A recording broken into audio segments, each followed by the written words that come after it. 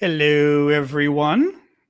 Welcome from glorious Washington, D.C., land of sedition and indictments. What's going on? Just saying here, they're not as wicked. TikTok's not as wicked as you all. I'm trying to pick up the conversation here. Anyway, speaking of which, I will start TikTok in a moment. Let me get them rolling. Oop. And turn off my ringer on my phone. That's always a good idea too. There we go. Turn off sound. All right. Let's see who shows up on TikTok. Manda Bear, first on TikTok. Woo! And the orbs sung. Hello, TikTok. How is everybody? And YouTube and Facebook and LinkedIn and Twitter. And even though Twitter can't really respond to us, Leona, hello over at Facebook. Usually we've got a few of you guys over there. Actually, which just reminds me, I'm going to open my Facebook page just in case I've got to deal with trolls. I always forget I've got to deal with the trolls myself on Facebook. One moment. Oh, but yes, if folks would do a little introduction of where you're from. Usually we take a couple minutes here just to have people introduce themselves, and it gives us time to have whales. Oh, hey, John, Sarge. It gives us a chance to have people trickle in from TikTok and YouTube. And at the same time, it's kind of nice. I think we've sort of enjoyed having people say where they're from. It makes a nice little, I don't know, diversity grouping, we are the world kind of thing. I like it. There we are. I see you, John Sarge, over at Facebook. Oh, Nova Scotia. Nice. Massachusetts.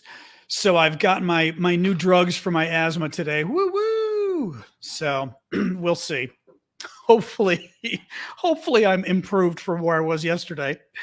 The doctor insisted I take steroid pills, so I'm on those mega packs of steroid pills that you get like 6 the first day, 5 the next. So in principle, it should make my breathing, tap my mic. At least my mic's on for you TikTokers. I always forget. But in principle, it should make my breathing better. So we shall see. We shall see. And a very strong asthma drug that I'm starting tomorrow. So, but hopefully the medicine's enough to get me through the day. Hey, from Utah, Wisconsin. You didn't get an alert? Of course, Elizabeth, because you know TikTok hates me. Some days I misfit. TikTok's funny, though. Like some days they alert everybody. Other days they alert nobody. You know, what do you do? No, I mean, I feel fine. Prednisone, exactly. No, I'm still feeling something, though. So hopefully, I mean, it feels better, but it's not better. So hopefully, I just took 2 more pills. Tonight, I'm going to have even more pills. And then tomorrow, I get the super duper strong asthma medicine, which will help as well. Hello, London. But we're saying it's really bad. It's fascinating. Start the evening. Thank you, Thomas. Glad for you to start the evening this way. Oh, and London, Ian, how are you? Thank you, Cal. Yeah, we'll go another 2 minutes or so. Usually, as I said, we like to sort of take a couple minutes just to have folks filter in, because it does take a few minutes for people to get here, especially because TikTok doesn't always doesn't always give you a notification. Oh, my water. Hang on. My water is by the sink. Let me get it. One moment. But yeah, we usually start by 4 or 5 after the hour. So this is our chance to hang for a few minutes before we start the show and just say hello. And actually, just so folks know, we do something similar at the end of the show. We usually hang for a good 10 minutes and just, flip the camera. Very true. We hang for about 10 minutes at the end of the show and just talk. Thank you, Wandering, for that. Give me one quick second here to look at my mirror your video. There we go. And thank you, Tom, for that. I mirror the video so that my fancy schmancy map of Ukraine actually looks the right way on TikTok. After all this time, I finally figured out how to do that. And correct, TikTok got rid of the Q&A box that we used to use during lives, which is really annoying. But what do you do? What do you do? Oh, thank you, Glasgow. God, I'm dying to get up to Glasgow. I would love to. I've only been to Edinburgh in Scotland, but I'd love to get up there further north. I want to hear the accents. I mean, I hear them on CNN. I think it's CNN. I hear them on on TikTok, but I want to hear a real Irishman or Irish woman swear in that brogue or whatever you call it, like for real in Northern Scotland. That will make my day or my evening over a pint. All right, guys, let's go one more minute and then we'll delve in. The Scottish, oh, you're in the Scottish Highlands. Nice. Nice. Northern Ireland. I've not been to Ireland or Northern Ireland. Only been really to England. Well, that's not true. I've been to Edinburgh as well. I liked Edinburgh a lot. Edinburgh was great. All right, guys, one more minute and then we'll start. But I think we're pretty good. Ooh, okay. That was. Are you insane? I thought this somebody. We had the craziest piece of spam that just came out that I've ever seen. Oh, that cracked me up. Oh my God, that cracked me up. Oh, somebody, because we get the most original spam on YouTube, and it's just the craziest stuff. I think it was either YouTube or that was Facebook. I'm not sure which, but it literally was some paragraph, and it started with something like, "I remember when I found out I had herpes," and you're like, "What?" Oh God, at least they gave me a good laugh. Woo! That was very funny. Oh my God, I'm crying now. I'm laughing so hard. Edinburgh, isn't that right? That's how you're supposed to pronounce it, I thought. Edinburgh. Am I right or am I wrong? When I was there, people corrected me because I, of course, had no idea how to pronounce it correctly. All right, guys, I'm gonna get started now that I'm coughing from laughing from that ridiculous spam. Let me tell you about the time I found out I had herpes. Oh, what a great, use that on a chat app. Oh my God. There was some bizarre spam that came up on either YouTube or Facebook that came up. And it was this long paragraph about this woman and her herpes. I was like, okay. Oh God, that's funny. Oh Lord. Okay, guys, I'm John Arvosis. Thank you for joining us. I am in Washington, D.C., and as you know, unless you're new, you don't know, I've been doing a daily show since the war started, just updating folks on what the latest news is and trying to explain the news, why I think it matters as somebody with a foreign policy background, just to give you a little bit more of a political sense on the news. And then after about 20 minutes of news, we shift over to question and answer time, which takes us till at least a quarter after the next hour. So we usually have a good 45 minutes, sometimes longer. And then at the very end, we hang out for about 10 minutes or so and literally just hang out and don't talk politics, but we just kind of hang out. And it's been surprisingly fun. And we usually get several hundred people who do it. Thank you for that. On TikTok, a couple things. Obviously, you guys can do all those wonderful little, someday I'm going to know what they're called, but the wonderful little things you can put on my head and stuff, which I very much appreciate. So keep doing those. And I will try to do shout outs every time I see it. Like that one was from Louis or Lewis and Flower Lady. And of course, they're going to keep doing it as I'm talking just to interrupt me so I can say thank you, but thank you.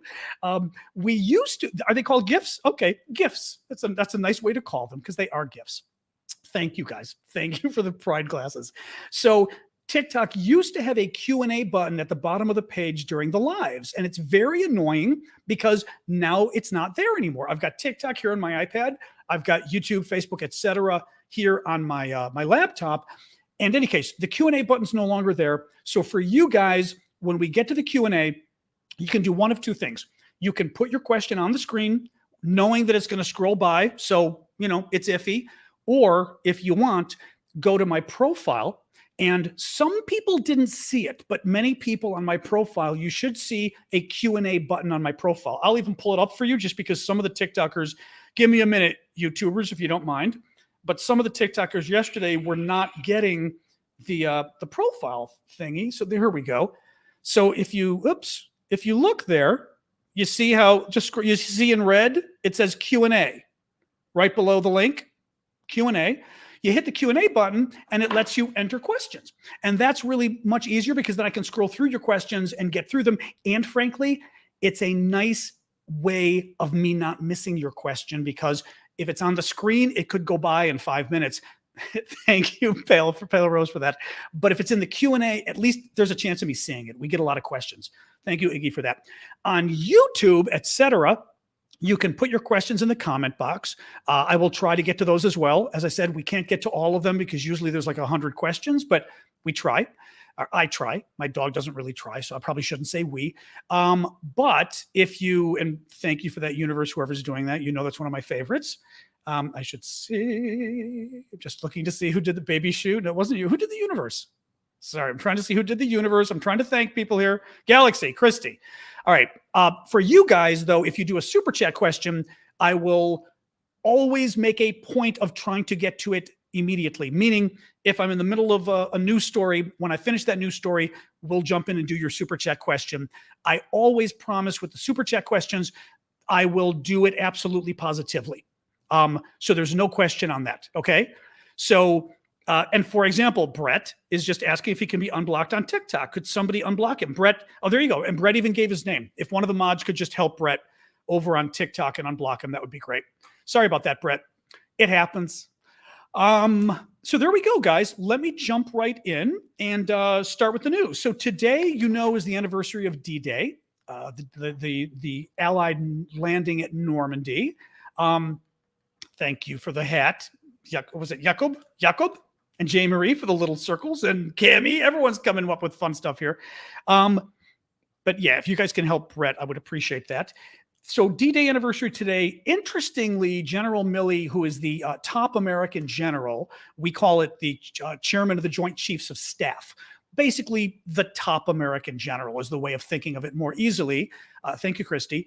He was speaking today at Colville-sur-Mer in Normandy and made a comparison between what the French suffered under the Germans, under German occupation and German assault, and what the Ukrainians are suffering under the Russians. And it was very interesting to have a senior American general do that. In our country, and I'm sure probably your country as well, I'm sure other countries probably go through the same thing. People sometimes too easily compare things to Nazi Germany. Oops.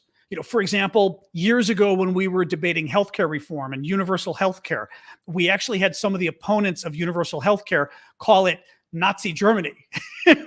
And, I don't want to get into healthcare debate, but it was kind of ironic, obviously. The Nazis did many things. Universal healthcare was not one of them. But often in politics, we try to stay away from those comparisons. And we say, don't compare things to the Holocaust. So that it was very interesting that in this case, the top American general was very happy to do a comparison between the two. Anyway, interesting telling point of how he perceives this. Thank you, Baby Shoe, for that. So let's start with Severodonetsk, which is the big topic of the day. It was the big topic of the last several days. On my handy dandy t-shirt map, Severodonetsk is all the way over here in eastern Ukraine. Okay, boop, boop, boop. You can see pretty close to this is all Russia, Kharkiv, second largest cities up here. So this is a city where there's been a lot of back and forth over the last week or more. The Russians originally had taken anywhere between 70 to 90% of the city. Then in the last few days, the Ukrainians pushed back and got at least 50%. Some estimates had the Ukrainians up to 80% of the city as of yesterday that they had captured. I went through this in detail yesterday, but it was kind of a neat story because it looks like the Ukrainians had pretty much suckered the Russians into thinking they had won the city already, specifically the Chechens run by Kadyrov, right? The sort of evil Chechen leader. And they'd convinced them that they'd already won. So the Chechens were kind of sitting on their behinds when the Ukrainians then fought back, and it was like, whoa. So a lot of death on all sides there. In today's news, it looks like the Russians are pushing back successfully. A big part of the reason is because of Russian artillery. The Russians do not care what they hit and who they hit. They are happy to level the entire town, and that's what they're doing. So let me just see here. So the Russians are pushing back. They've recaptured some land. Oh, here we go. Zelensky's tone has changed. He said today, if the Ukrainian army loses control of Severodonetsk, returning to it will be costly. So he's already I don't think he's, and I'll read a little bit more. I don't think Zelensky's saying, so we better not lose it. I think Zelensky is kind of foreshadowing for people what's coming and saying, look, we may be losing this.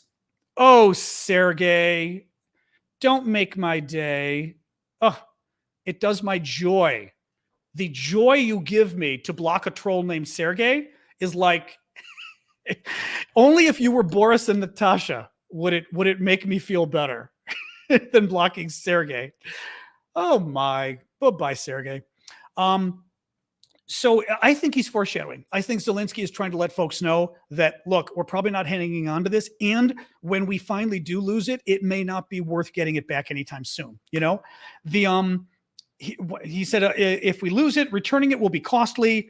If the Russian military fully captures the city, Zelensky said, Ukraine would need 5 times more equipment and people for a counteroffensive. Some observers are calling for the Ukrainians actually to fall back to, I don't have it on here, but to a town called Lysychansk. I'm going to pronounce it probably incorrectly. Severodonetsk is here. Lysychansk is literally just across the river. I mean, a mile or two. It's right there, just across the river west of Severodonetsk, but it is much easier to defend. They're on the river, all of that. So let's see what happens. In the end, the whole point of this battle, and again, this was from military observers before today. So this is not an excuse people are making up to justify what's going on. But the whole point of this battle was to make the Russians spend everything they had left, to make them take the remaining combat-ready troops they had. And by combat-ready, I mean people who aren't exhausted, who aren't wounded, who aren't shell-shocked. Russians took everything they had and, frankly, stupidly, according to the military analysts, threw everything at this town because Putin, and this is my political guess, Putin told the commanders and told the generals, of course, the generals keep changing, and of course, there's 2 more dead generals, which I'll tell you about in a minute, but told them, I need a victory now. And the generals decided they were going to get this city for Putin so that Putin could claim all of Luhansk, the province in the east, that all of it has now been liberated. In other words, that they've captured the entire province. But it's coming at too great a cost, too many of Russia's troops, too much of Russia's equipment, but more importantly, too much of Russia's combat-ready troops, which means after this, no one thinks the Russians can go on the offensive anywhere for a long time after they fight for this town, whether they win it or lose it. So that's what the Ukrainians are doing. The Ukrainians are tiring the Russians out. And frankly, the other important point to remember is while the Russians are unable to go on the offensive anywhere else in Ukraine right now, the Ukrainians are. And and they will still be able to after this because they're tired too, and they've lost a lot of men, but they're not as spent as the Russians at this point. So in the end, this was a very smart move by the Ukrainians and a really stupid move by the Russians. Zelensky went to the front yesterday. He actually went to the town of Lysychansk I was telling you about, which, again, quite literally, I have a picture on my phone. Let me pull it up really quick because it's kind of amazing when you look at the picture to see what Zelensky actually did. Oops, here it is. I have it in my video. Here's the picture. Oh, I even put some coloring on it. So I will show closely the red. I mean, you don't even need to see that well, but I'll get closer. The red shows the Russian occupied territory. The yellow, and I'll get closer to the screen for all of you. The yellow is Severodonetsk, what they're fighting over. The blue is Lysychansk, which is the next town right across the river. And I'm talking, it could be a mile away. Zelensky went to that town in the blue. I mean, this is the biggest battle of the war at this point. And Zelensky not only went to that town, but look at them. They're surrounded by the Russians on all sides. And he went there. I mean, damn, chutzpah. I don't know what other word to use than Yiddish, but I mean, the chutzpah, the balls on that guy, just amazing. 2 Russian generals may have been killed. One seems to have been confirmed, both named Roman, bad day for Romans. One is Roman Kutuzov, I'm going to pronounce it that way, Kutuzov, Kutuzov, or Z-O-V, pronounced F in Russian. And the other, that one seems to have been confirmed, Kutuzov, and the other is Roman Berdnikov. Now, I was Googling around about Berdnikov yesterday, and I did find several references to it, but not as clear references as to the first general. So at least one general's been killed and possibly a second. That would get us to, I think, and as Sirloin is saying on TikTok, I think that gets us to 14 generals at this point.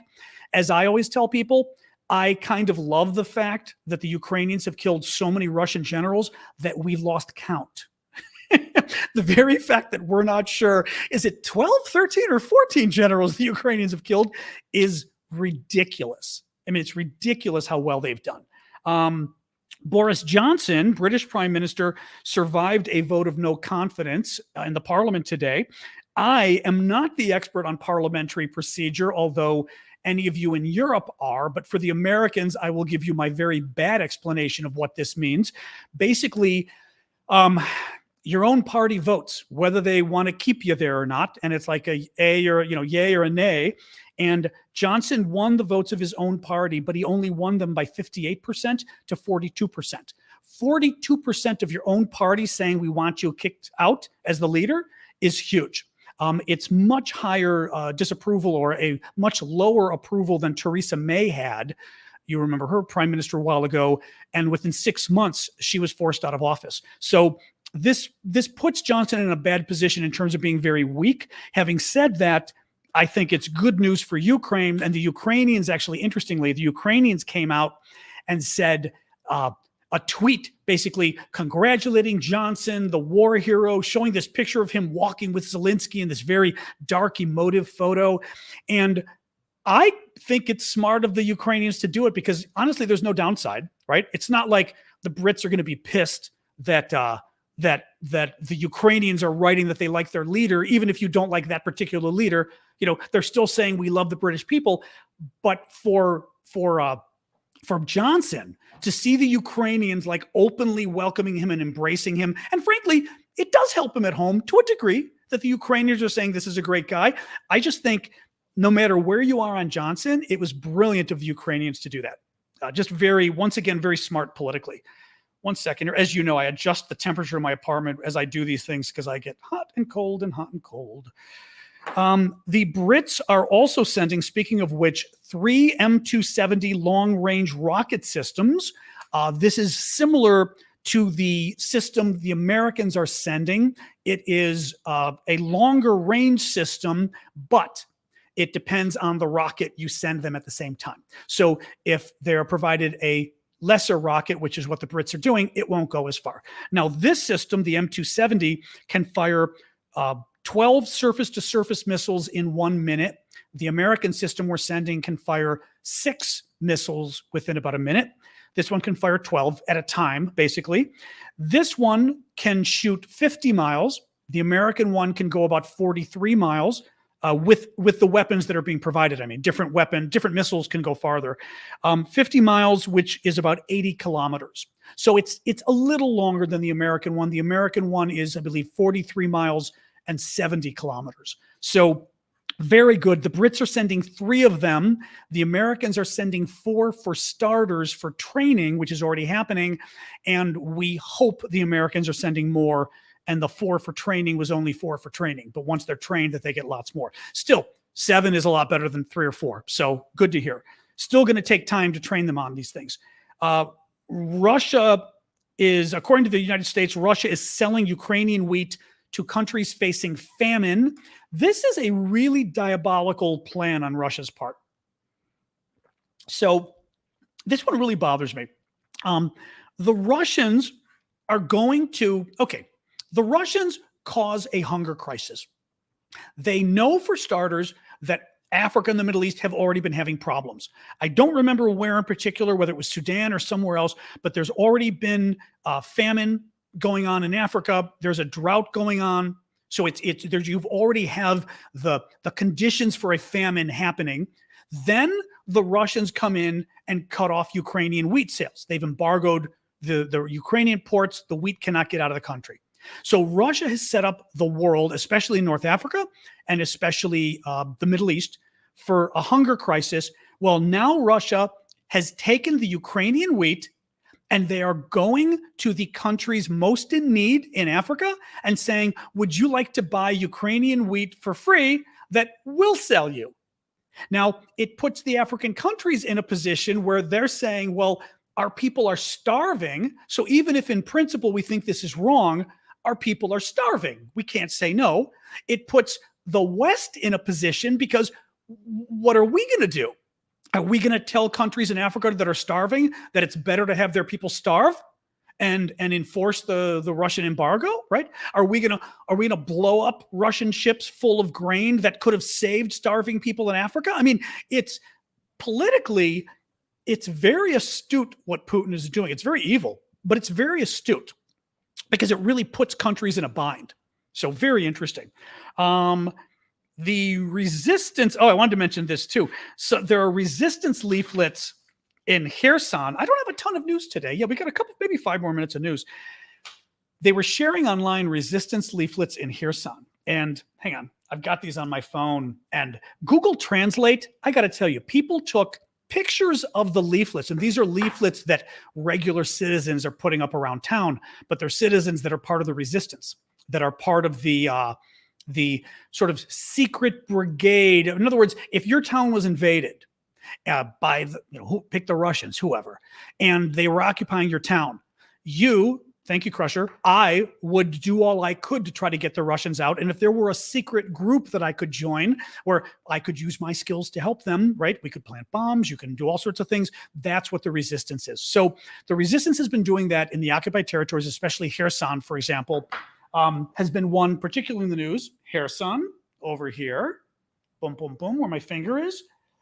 That's been in the news a lot. Well, somebody took pictures of the leaflets the resistance have been putting out. And the really cool thing is I was able to use Google Translate, just bringing the photo into Google Translate, and it translated the posters, the pictures. Because Google Translate now, or I should say the iPhone, can recognize text and photos.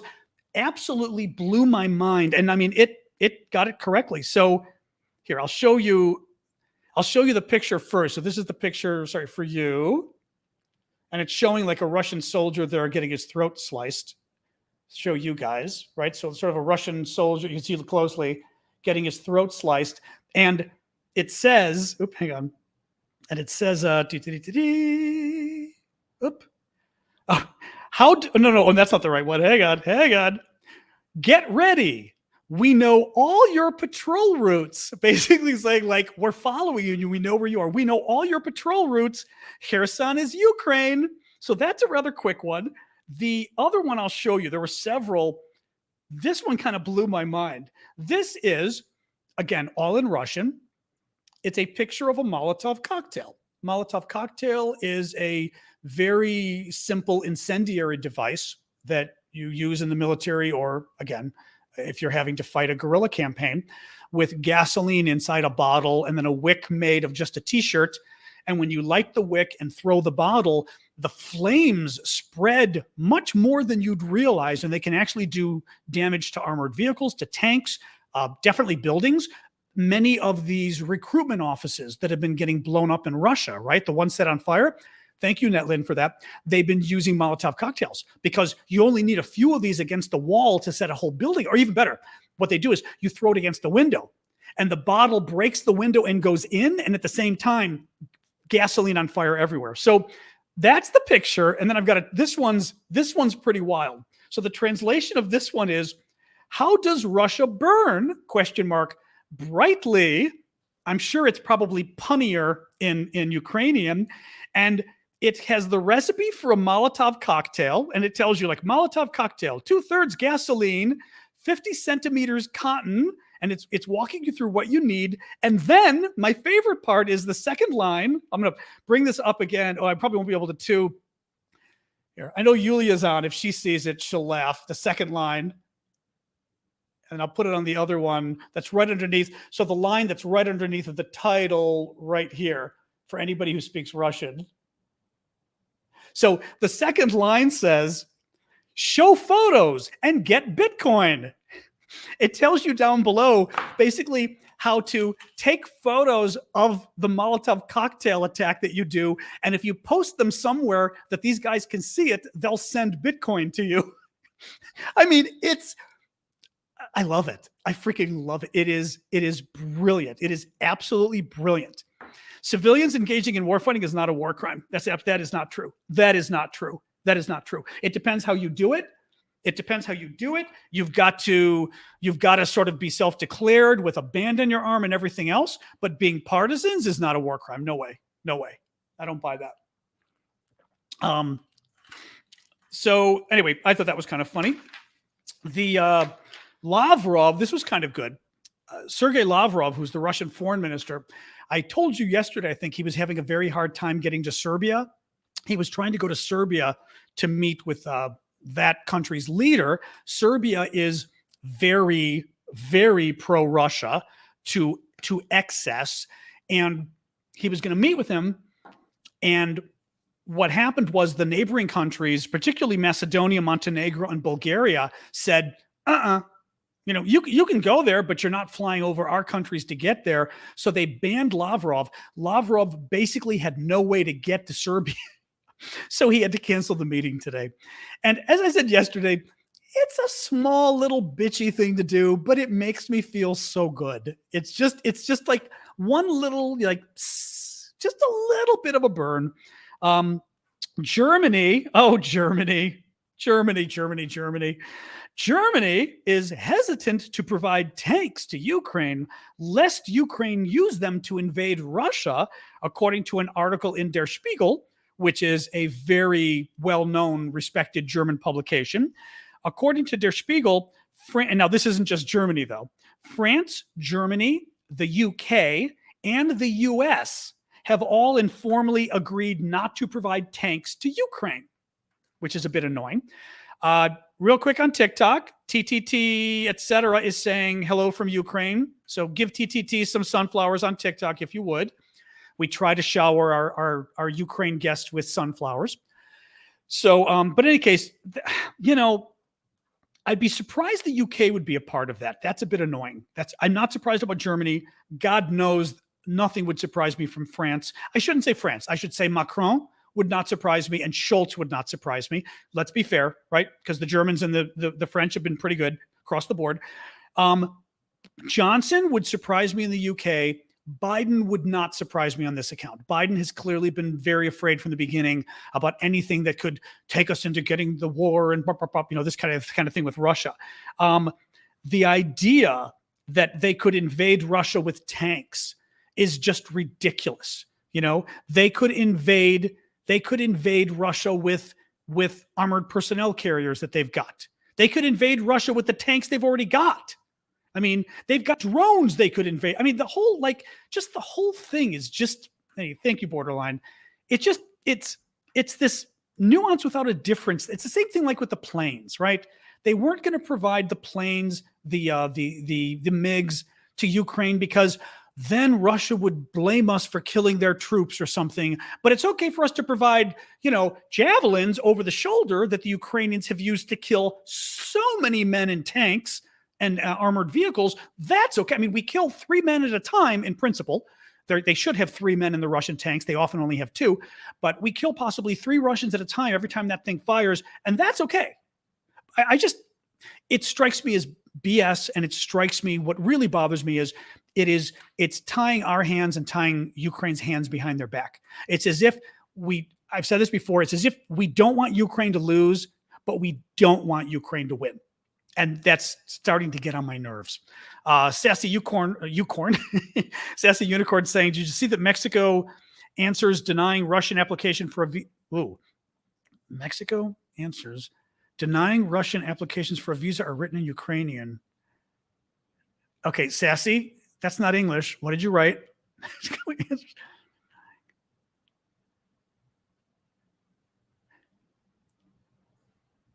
Okay, you got to write that again, Sassy. I think what you're saying is maybe the Mexican consulates are denying Russian visa applications but they're doing it in Ukrainian. That's what I'm getting from you. If that's true, that's pretty funny, but I'm not sure if that's what you meant. But cool if that is what you meant. This is interesting, actually. Nearly 1,500 Belarusians, thank you, Madeline, nearly 1,500 Belarusians are fighting for Ukraine, according to the opposition leader, Svetlana, and I had her name because I tried to pronounce it correctly in my talk. It's like, Sahushenko. I'm not going to get her name right, but I remember it's Svetlana because it was like Svetlana, but it was Svetlana. And she's the opposition leader. She says that 1,500, there we go, Tikhanovskaya is what I'm going to guess for the stress. There we go. Watch the video. You'd be very proud of me. I was like, Svetlana Tikhanovskaya. But she says there's 1,500 of them fighting, which is very cool. I just thought that was interesting because we talk a lot about you guys ask a lot about the foreign fighters, and we don't hear a lot about the foreign legion, so to speak, fighting in Ukraine. And it was nice to see that many Belarusians. The other issue with Belarus, just to mention, is supposedly they're moving a lot of rockets, I believe Russian rockets, to the border, and there's concern that they may start doing something to attack Ukraine more. I mean, Belarus has been a party to this war from the beginning. The Russians, just to show you, Belarus on my handy dandy t-shirt map, Belarus is up here, okay? I mean, it goes beyond here, but in terms of Ukraine's border, Belarus is here. So the Russians, which are over here, went through Belarus and came down through Belarus, but they also came down this way as well, but they came down through Belarus. So they've already been, their leader, who's a dictator, Lukashenko, has already been on the side of Putin, and it's not been clear what they're doing. They've been saber rattling. They've been threatening Ukraine. They've been moving fortifications to their border. Now it looks like they're moving rockets to their border and artillery. Again, they could be trying to scare Ukraine into feeling they've got to move units near there, because again, keep in mind, most of where the fighting is happening right now is some around Kharkiv, a ton around Severodonetsk right here, and some here, and some here. I mean, there's fighting elsewhere, but these are the three big areas being talked about, and some with Zaporizhia. None of that is close to here. So that if the Ukrainians have to move several thousand troops here, just in case the Belarusians are going to invade and do something stupid, it wastes a couple thousand Ukrainian troops. So it could be why they're doing it. I don't know. James, you'll see the dog maybe at the end. She pops in at the end of the show very often. Harvey, what you got? And I've actually only got one story left to tell you guys. And then we were going to do questions anyway, but let me see what Harvey's got for us. Harvey Kittel. Thoughts on Ukraine's reaction to the no confidence vote in Boris? Oh, I mentioned that earlier, Harvey. You came late. Wait, I'm lowering my light a little bit here. You came a little bit late. How would relations change if the British leadership were to change to someone else? Liz Truss, Michael Gove, or Govey, I don't know, Rishi Sunak, or even Kerry Starmer. Well, what I was reading today, well, first of all, the Ukrainians actually put out a tweet, and it was glorifying Boris. It was this tweet congratulating him and showing him walking with Zelensky. And I would almost say it was almost a Churchillian photo of him walking with Zelensky. Very much these, two leaders, dark, all this kind of stuff. So clearly the Ukrainians thought it wise, and I would agree with them politically, to just bear hug Boris and say, oh, so proud of you. Now give us 10 times the weapons we want, because they already know Boris is their big defender. So smart on their count. What I was reading or hearing today was that, and you tell me if this is true, but people were telling me that the UK is so united sort of on all sides of politics in terms of defending Ukraine that people did not feel it would make that great of a difference if Johnson were replaced by somebody else, because the country is so pro-Ukraine and so wanting to help Ukraine that it wasn't like Johnson was taking the lead, so to speak.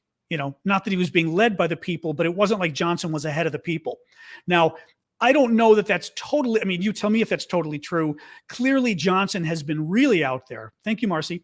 Clearly, Johnson, I would say, has been really out there as the super leader, certainly more than we've been here in the States. I would say more than Trudeau's been great, but he's not been as outspoken as Johnson's been. I would say Johnson has been on par with the Baltic states or Poland. in terms of just how, Boris, how strong he's been about Ukraine. So I don't know. I'd be curious about that. Let me see if any of you have anything to weigh in on it's the UK people, not the government. That's good. So I'm seeing what a few of you are saying here on TikTok, and then I'm going to see what the YouTubers are saying too.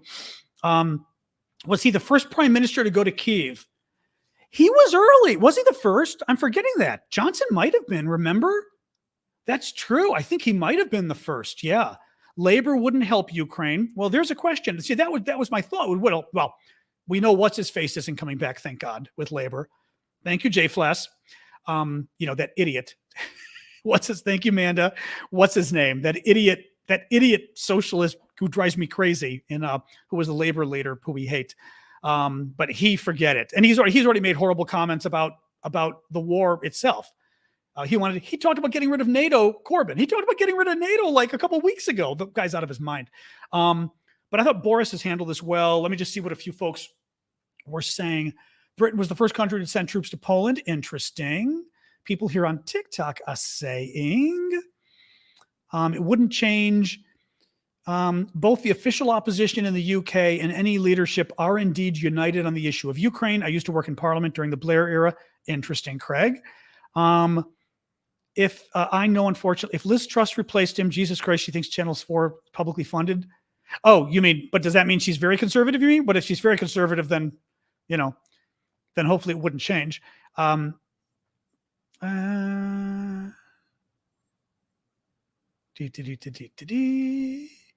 saying we should love Boris. I never liked Boris until the war, to be honest. Okay, so is Keir Starmer. Okay.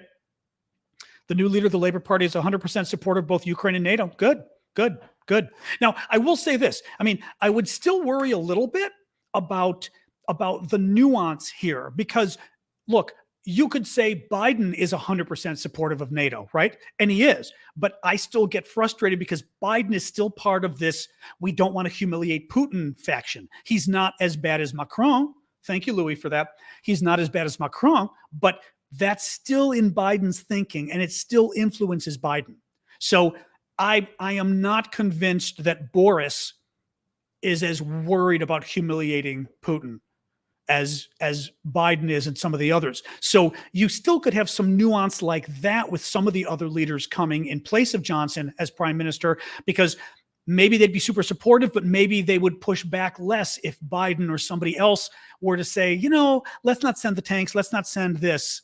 It's possible, The last little thing I was going to mention just really quick, and this just happened in the last hour here in the States, but I still think of interest to the rest of you around the world.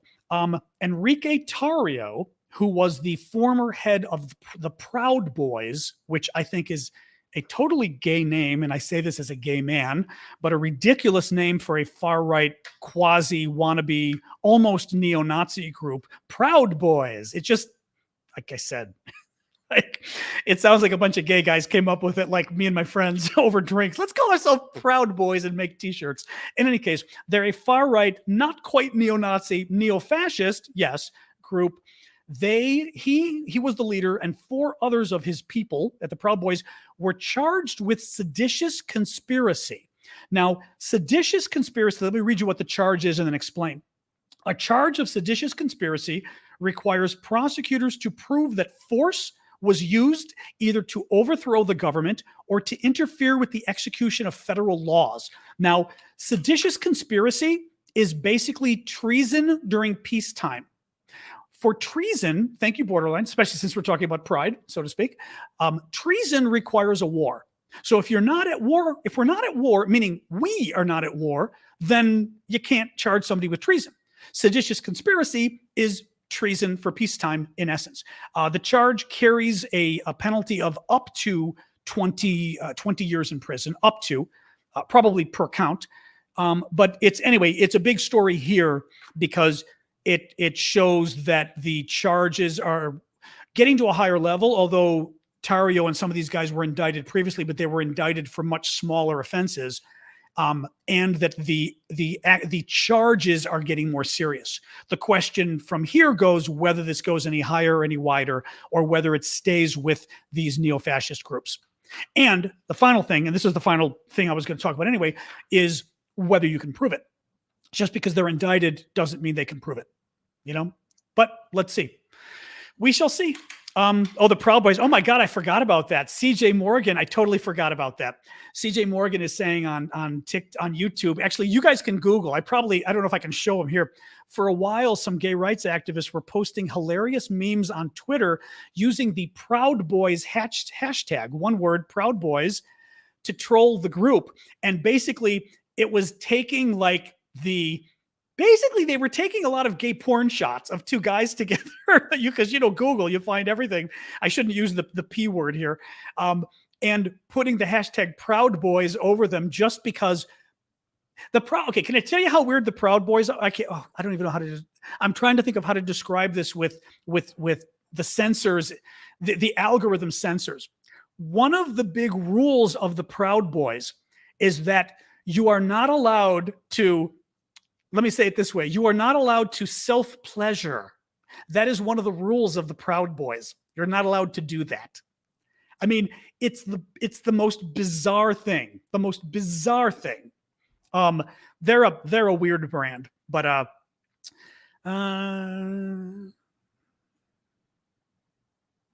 anyway, okay, that's what I got. Let's jump into questions. They do need to rebrand the name, but having said that, I'm happy for them to keep the name because it's funny as hell. Oh, they are, as somebody just said from Oregon, they're knucking futs, and they are knucking futs. Absolutely. No, it's terrible. Absolutely terrible. Oh yeah, I heard about the water thing too. I see somebody mentioning that. Yeah, that I guess they're out of water in Mariupol, and of course the citizens can't get water. And again, to show you on the map, Mariupol, all the way over here, deep in Russia-held territory, and they don't have enough water, but the Russians were out watering the trees and watering the plants outside, basically just to mock the citizens, really, while people are dying from not having water at all, because that's the great people the Russians are. Okay, and Sassy, like I said, if you can explain your question better, I can comment on it again. Let me see. All right, I'm going to try to go to the Q&A. Now, remember, TikTok, if you put questions in the Q&A, easier for me to answer, go to my profile, and you can look for the Q&A box in red towards the top of my profile. I will open it again to show you. Here you go. Here, I'll even put my finger right to the next of it. So, right next to my nail, see where it says Q&A? That is what you should look for. If you hit Q&A, it will then, in my case, it shows me your questions. Not for you all, for them. And in your case, it lets you pose a question. So somebody asks, actually, I think if I click your thing, I can see who you are. Madeline asks, why are all countries so afraid to help Ukraine? I mean, why do not all countries send troops there and help them with their battle?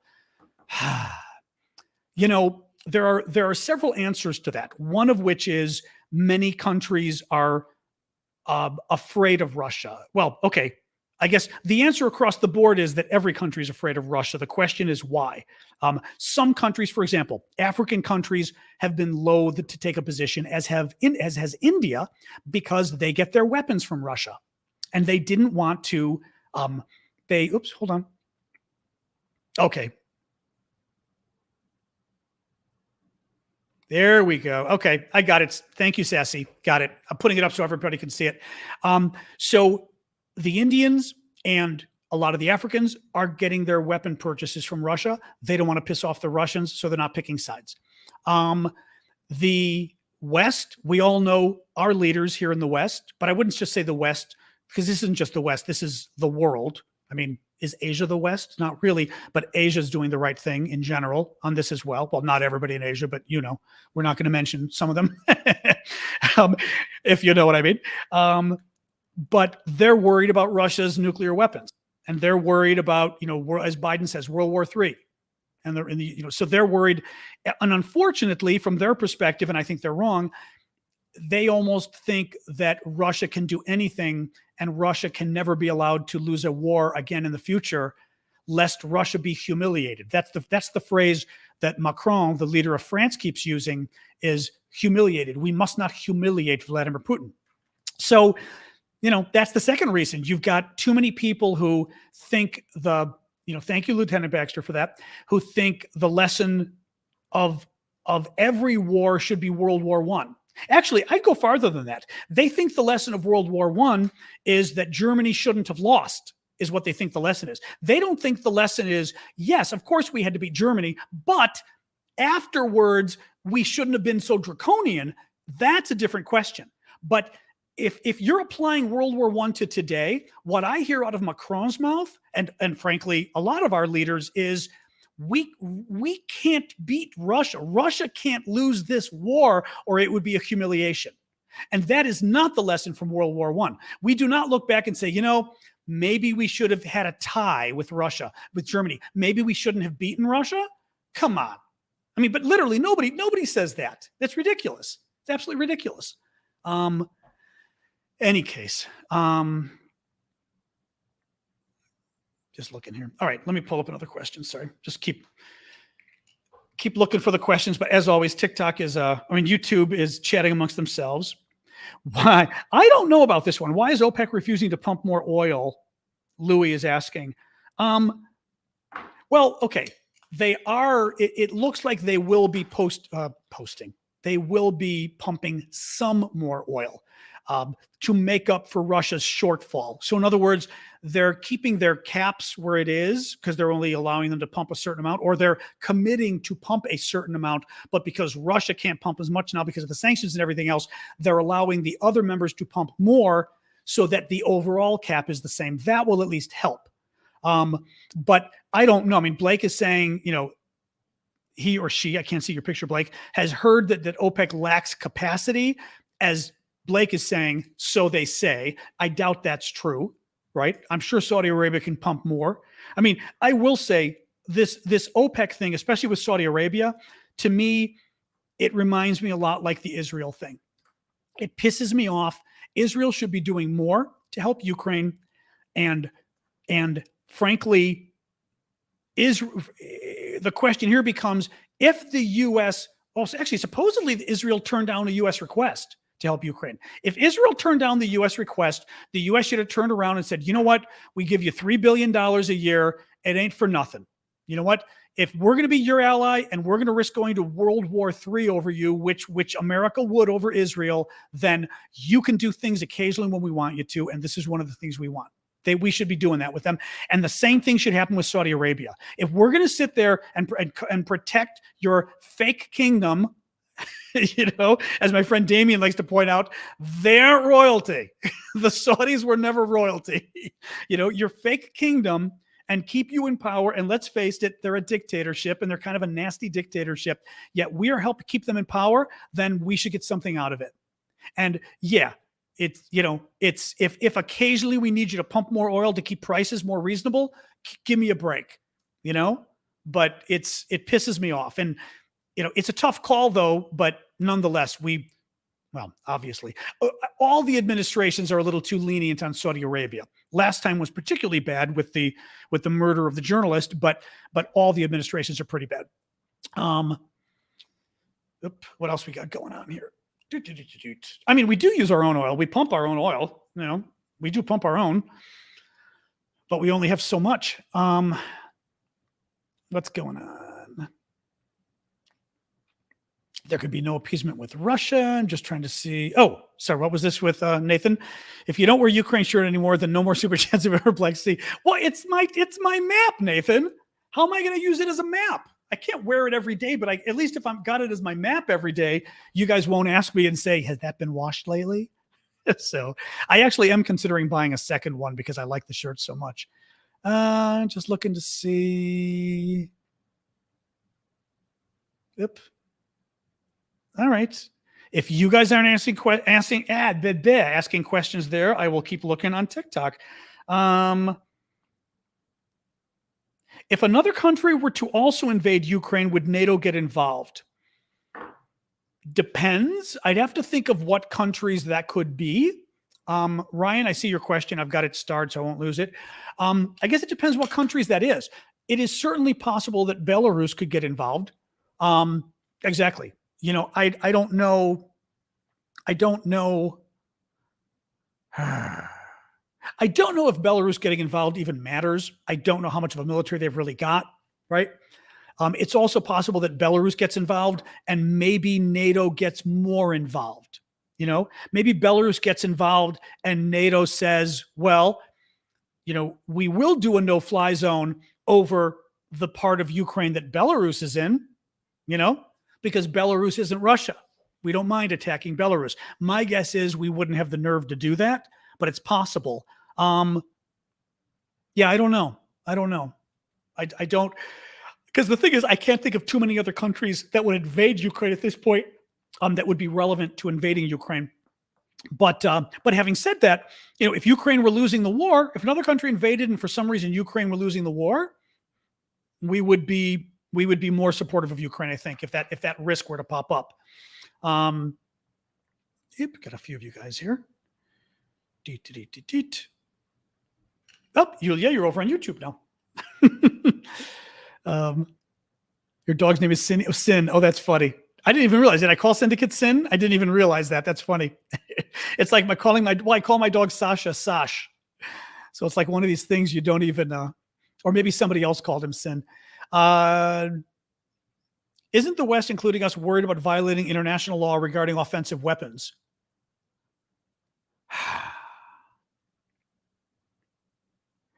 I'm not convinced about that, because that's not what they're saying, though. They're not saying we think Ukraine would.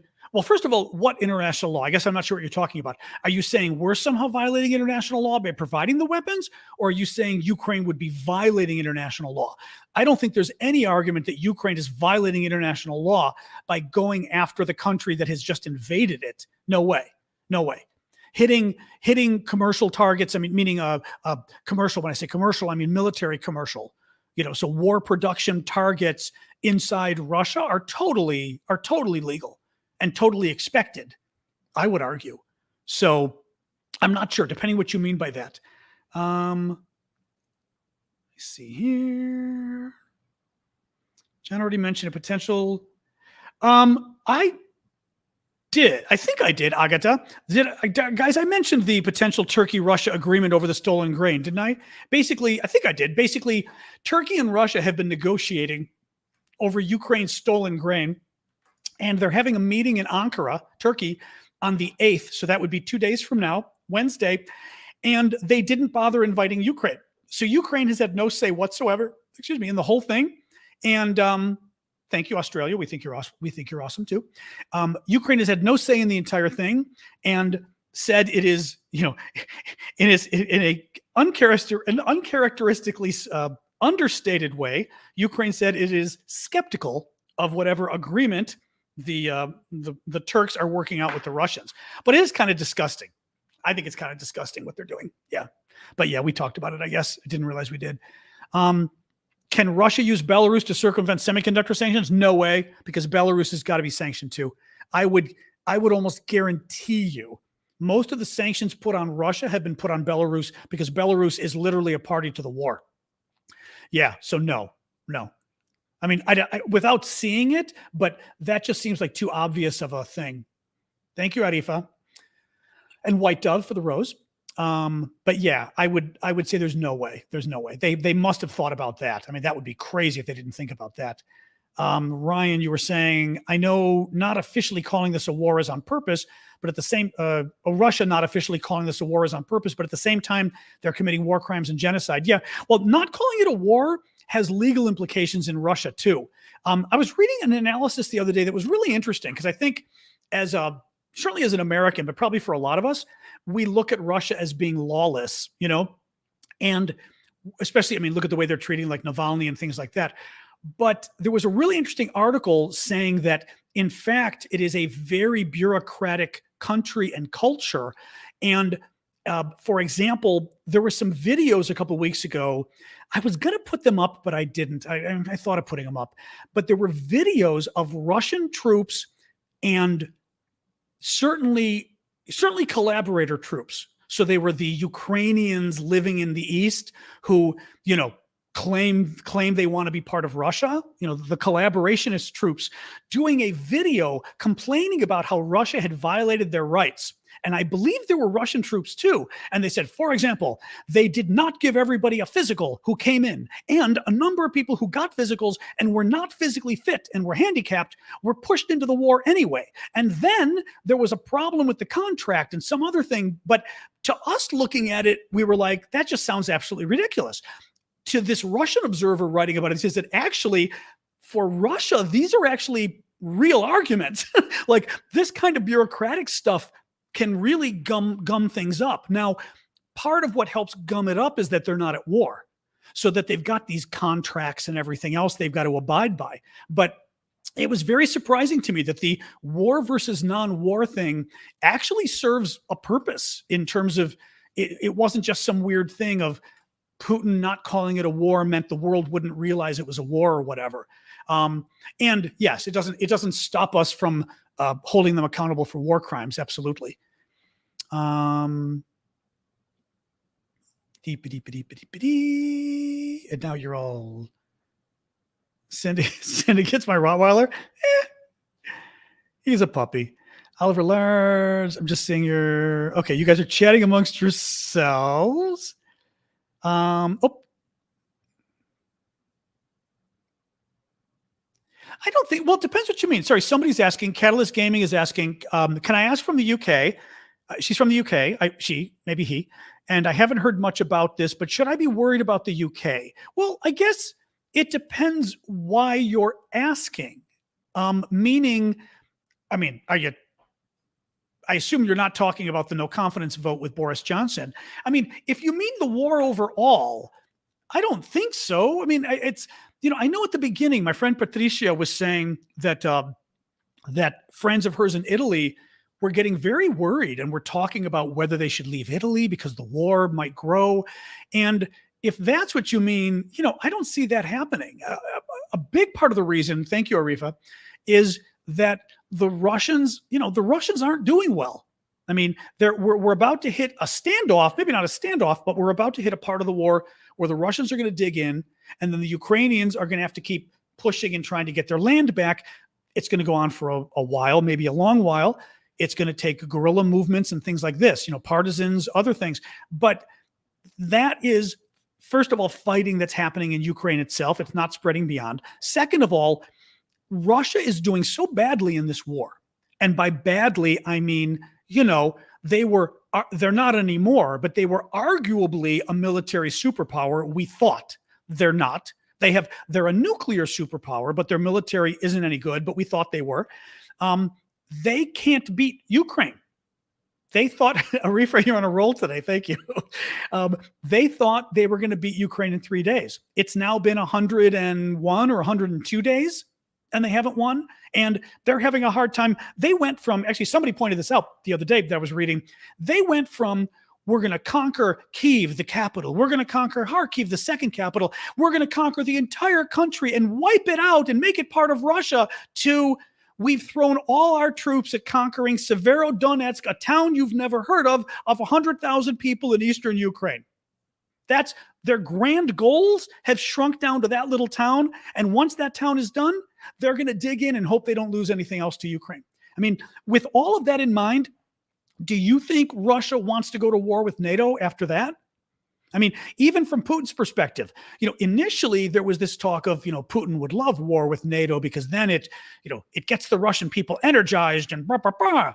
They're losing to Ukraine. They can't afford a war with NATO.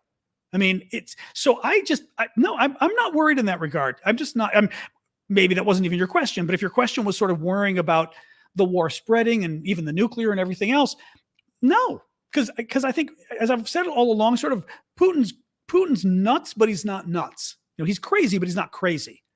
He's not going to start a war with NATO because NATO's going to destroy him, and he knows it. And even more so, his generals know it. I would think Putin tries to start a war with NATO, and imagine what his generals do then. Going, are you insane? So no, as we say in the Midwest. No. What's John Sarge saying? There's no problem about UK and Ukraine. UK will always stand with whatever political party. Okay, that's what folks are saying. Robert Goddard is saying on Facebook, UK is safe as if Russia sends planes Wait, oops. Ukraine is safe. Russia sends planes over our RAF, intercept them with fully armed Typhoon. Okay. Robert is saying in short form that if Russia were to send planes over the UK, the Royal Air Force would intercept them with fully armed Typhoon jets, and they'd be there very quickly. So, yeah, I would not worry about that at all. Royshan, I'm never going to get I'm never going to pronounce your name correctly, but you're having a problem with the internet today, are you? Correct. Oh, I didn't realize. I'm sorry, Jennifer. I didn't see your question. Yes, the British Parliament, or the Parliament in any country, is akin to the U.S. Congress. Typically, although I'm not sure if this is always the case, but typically you have two houses, like the House and the Senate. But in some countries, like maybe France, it's not quite the same thing. In the US, the House and the Senate are basically co-equal branches, although the Senate, for example, approves treaties. The Senate, for example, approves appointments to the president's cabinet. The House does not. But generally speaking, the House and Senate are co-equal in passing legislation. In some countries, doesn't quite work that way. And the Brits, God only knows. I don't even know. Their House of Lords, it confuses me. Parliamentary systems confuses me across the board. Okay. Whose super chat did I miss? Harvey says I missed a super chat. What did I miss? Actually, hold on. I should see if I actually, okay. So Sassy, we did get that.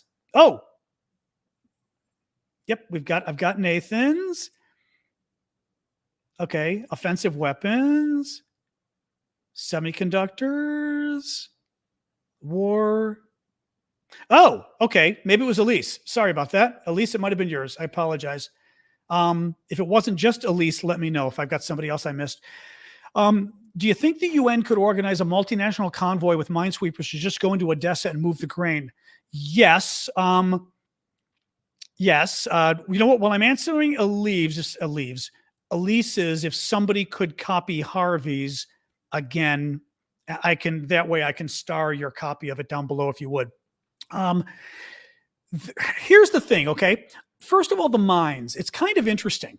The mines appear in part to have been placed by Ukraine, at least in part, to protect Odessa from the Russians trying to invade and take Odessa, right?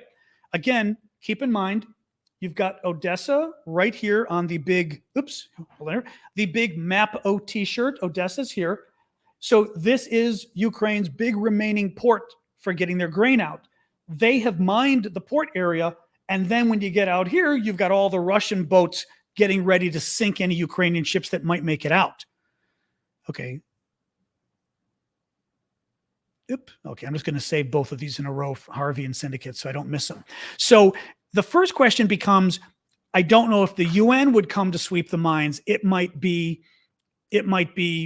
Ukraine's decision to say whether the mines are swept, okay? But having said that, I think absolutely there could and should be an international convoy. Yes. Thank you, Arifa. That's always one of my favorites because I like the colorful ones. They should. They absolutely should. I think from the beginning, I thought the Pope should have done it from the beginning. When the Pope was getting all kind of gutsy, I thought the Pope should have gone in and said, we're going to flag these ships and we're going to put the Vatican flag on the ships. And anybody who doesn't agree, that's too bad. If you want to fire on the Pope's ships, you go do that, but that's what I would say do. Thank you, Grandma. I saw that corner of my eye. That's what I would have done, but people aren't.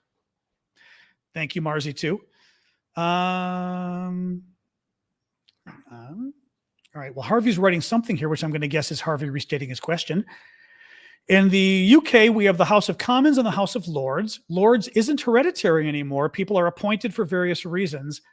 Well, okay. Still not very democratic, Harvey, but that's better. That's better, at least. They work as advisors to the Commons and can request changes. Okay. That kind of explains it. Syndicate, Severodonetsk, and Lysychansk have now been recognized by the UN as dead cities, meaning virtually completely destroyed, absent of human activity. Could we see a change in the Ukrainian population centers post-war? Well, yeah. Yeah. First of all, let's hope that Ukraine gets these cities back, right? But one of the this is interesting you said that. One of the things I read today was that obviously Ukraine getting its land back is going to be hard because Russia is going to be digging in, and now it's going to be Ukraine moving in and having to get rid of somebody who's, dug in behind cement and all these kind of shelters, right? The second problem is, as Ukraine frees territory, that territory has to become livable again. So Ukraine will be responsible for feeding those people, for keeping them in good health. For example, I saw another reference today, I think it was of cholera in Mariupol. Well, if Ukraine takes Mariupol back, Ukraine is going to be dealing with a city that has cholera, that possibly still has 100,000 people, that some people might even want to come home to. And guess what? Ukraine's got to figure out how to get those people water, how to get those people food, and how to get those people healthcare, let alone how to protect them. In a city where, 90% of the buildings were damaged. I don't know what percentage in Mariupol were. I thought I saw 40 or 50% or more of the buildings are damaged beyond repair. So it's going to be very difficult for Ukraine to they were saying logistics for Ukraine's own troops are difficult, and the Ukrainians aren't as bad as the Russians, but they're not great at logistics for their own troops. But in essence, providing logistics for their own people when they take back land that has been destroyed. That's correct. Deborah's saying on TikTok, Red Cross should go in. They're going to have Red Cross and lots of stuff. They're going to have lots of help. Because even if it wasn't wartime, that's going to be really hard to do. But it being wartime, who's going to, yeah. So no, hopefully they get help, but in the end, you might see population changes. The questions become, do people come back to those towns or not? I don't know that they become dead cities, but maybe it's going to take time for the cities to rebuild. That's where you get the promises from the Greeks and others and the Italians who have said they would come in, and I don't remember others, and help to rebuild some of these cities, or at least some of the buildings they've promised. But it's, people will come back eventually because it's their home. If it were my home, I'd go back to that town and help rebuild it, of course. But it's going to take a while, yeah.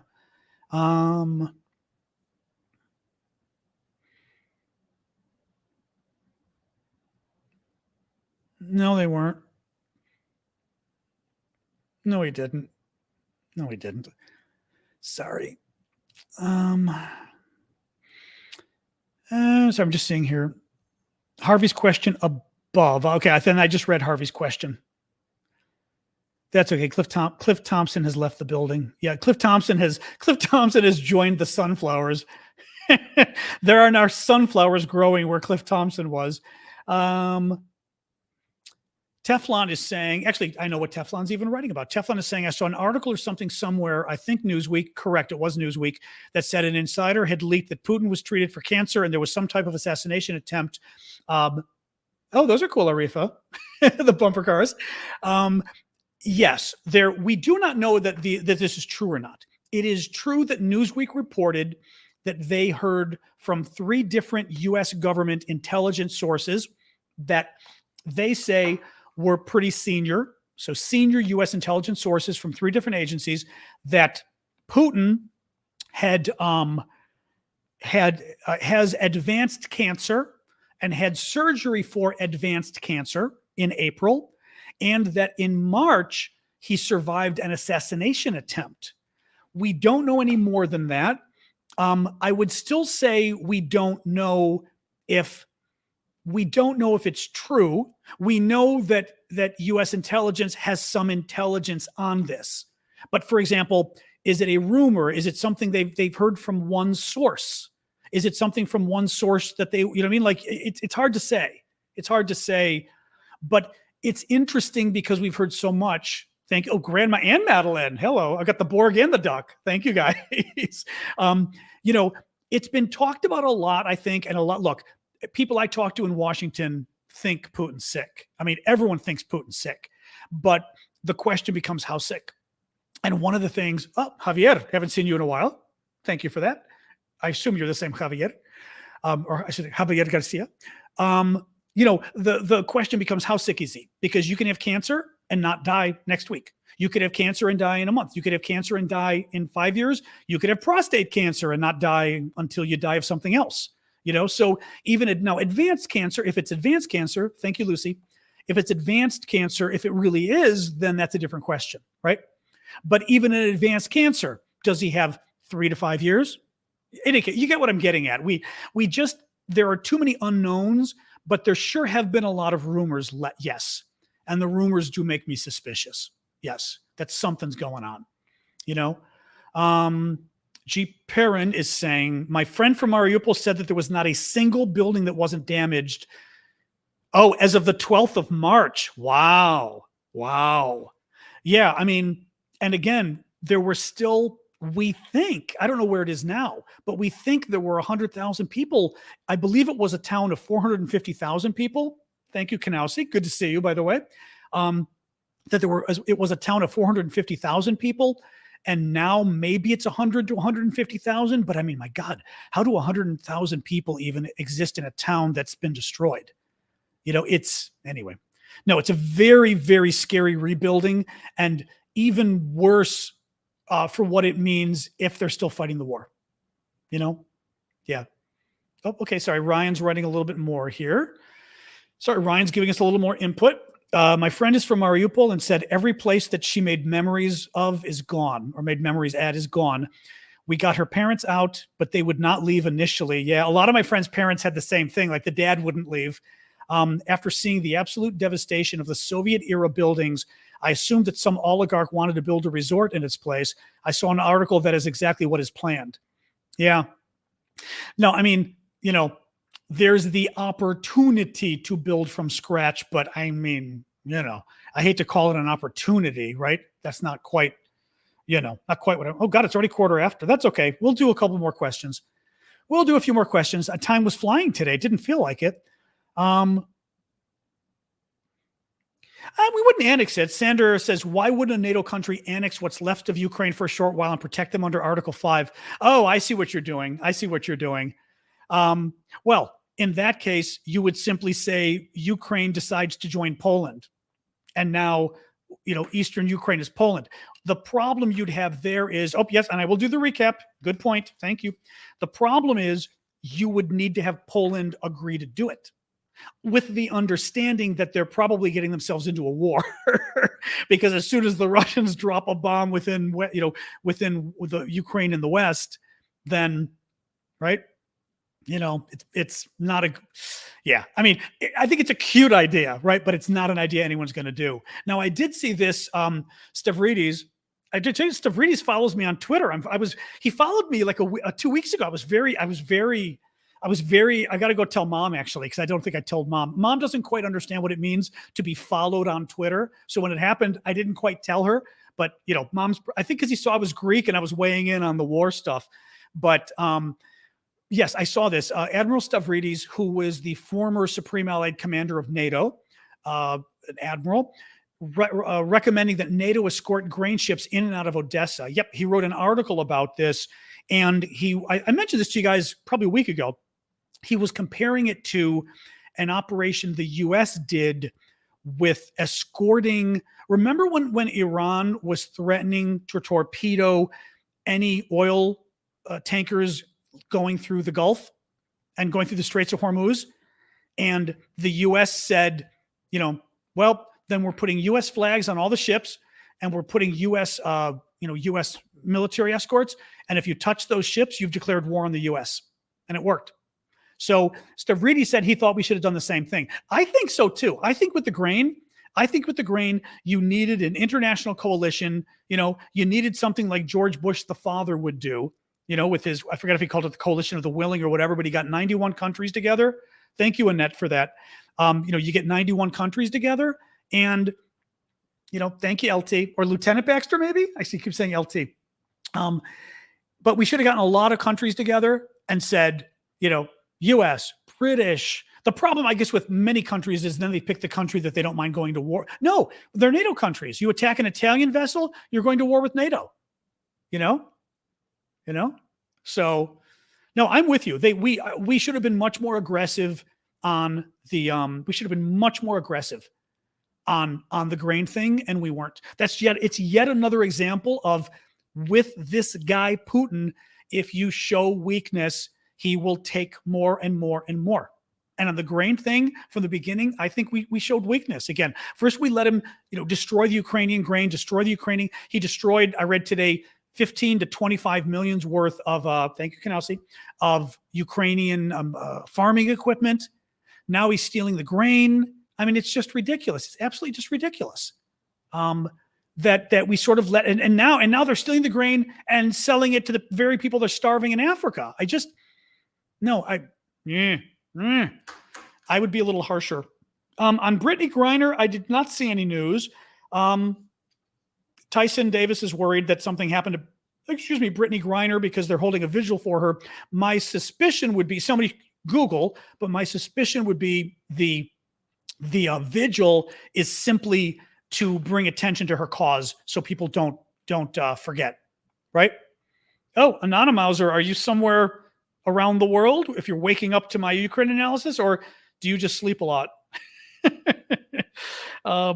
Let me look again on TikTok, because we're getting to the point where I'm going to call this quits, guys. Thank you, Kanowski, again. Let me pull up the Q&A again. Oops, hang on. Other one is asking, so if Russia wants to take over these cities, why are they indiscriminately bombing and destroying them? Should just military targets? It's a multifold answer. First of all, Russia really likes going after civilians. They really like going after civilians. It's one of the things they do in war, unfortunately. So that's a whole issue right there. They are trying to freak out the Ukrainians. They're trying to break the backbone of the public. They're trying to break the backbone of the government, of Zelensky, right? By saying, look how many civilians we've killed. You better accommodate us. You better reach an agreement. You better reach a peach tree. I'm calling it a peach tree now. I'm thinking of the peach tree dish. You better reach a peace treaty and give us land. So all of that, the Russians think, happen better if we kill a lot of your citizens, because we're happy to kill your citizens. You, on the other hand, won't like them being dead. Also, he's more interested in the land than he is what's on the land. Even though it's kind of stupid. For example, people were saying in Mariupol, right, that they destroyed that steel plant. That steel plant was a hugely productive and important steel plant.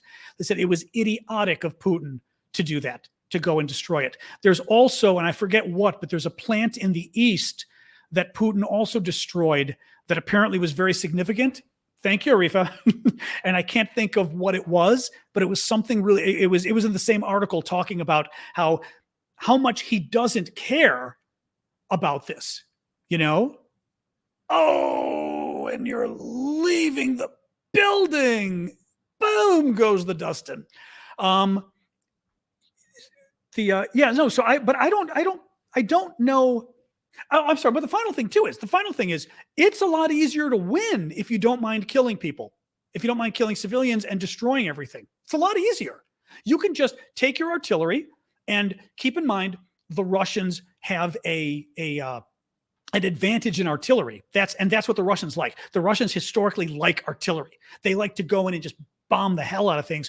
If you don't mind killing civilians and you actually like doing it, thank you, Arifa. If you actually like it, then you go in and you're willing to bomb everything.